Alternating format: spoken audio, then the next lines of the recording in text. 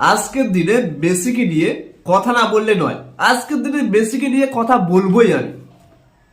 আজকের দিনে কলকাতার বাঙালি সমাজ সবাই, আমাদের ওয়েস্ট বেঙ্গল সহ পশ্চিমবঙ্গের যত মানুষই রয়েছে সবাই 10,000 টাকা করে টিকিট কেটেছে মেসিকে দেখার জন্য। অনেক ভক্তরা কান্নাকাটি করেছে যে আমার প্রিয় একজন প্লেয়ার মেসিকে আমি সামনে থেকে দেখতে পাবো, এটা আমার সৌভাগ্য। এমনই মন্তব্য অনেকেই অনেক রকম করে যাচ্ছে।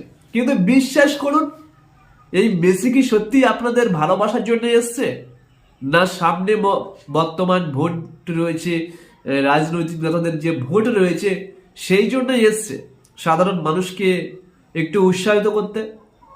প্রশ্ন কিন্তু এটা থেকে যায়। বাট দেখা যায় মেসি যদি সাধারণ মানুষকে ভালোবাসার জন্য আসে, তাহলে এত টাকা 10,000 টাকা টিকিট কেন নেবে? আর 10,000 টিকিট যদিও নেয়, তাহলে সেই মানুষটা সাধারণ মানুষের কেন ভালোবাসা দেবে না? সাধারণ মানুষের সামনে কেন যাবে না?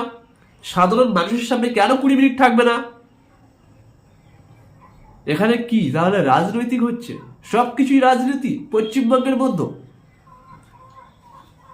ভাই সাহেব, আমি বুঝতে পারছি না যে সাধারণ মানুষগুলো যারা 10,000 টাকা করে টিকিট কেটেছে, ওই 10,000 টাকা যদি খরচা করতো অন্য জায়গায়, সাধারণ একটা অসহায় মানুষকে যদি হেল্প করতো, সাহায্য করতো, অনেক ভালো হতো আমি মনে করি। যে মেসিকে টিভির পর্দায় দেখা হয়, সেই মেসিকে যদি আপনারা টাকা দিয়ে ভালোভাবে না দেখতে পান, তাহলে ওখানে যাবার কি দরকার ছিল? টাকা দিয়েছেন মেসিকে দেখার জন্য, আবার পুলিশের মারও খেয়েছেন ভাই। হ্যাঁ, কিছু উত্তেজিত জনতা হয়তো চেয়ার ভাঙচুর করেছে, ওই স্টেডিয়ামের মধ্যে একটা উত্তেজনা পরিস্থিতি সৃষ্টি করেছিল। বাট সেই সৃষ্টির মধ্যে কিন্তু অনেকেই কিন্তু লাঠির আঘাত খেয়েছে পুলিশের। তাহলে তোমরা মানুষ কবে বুঝবে? টাকা দিয়ে মার খাচ্ছ, সম্মান পাচ্ছ না, মানুষের ভালোবাসা পাচ্ছ না। সামনে রাজনীতি, মানে ভোট ব্যাংক, সামনে ভোট আসছে তো, তাই সাবধান হয়ে যাও। সাধারণ মানুষ বুঝো, সবকিছুই রাজনীতির একটা ফায়দা লটার জন্য মানুষ অনেক কিছু করছে। তাই সাধারণ মানুষকে বলবো, নিজের বাবা মাকে ভালোবাসুন, সাধারণ অসহায় গরিব মানুষদের দান করুন। শুধু ধর্ম নিয়ে রাজনীতি করলে হবে না।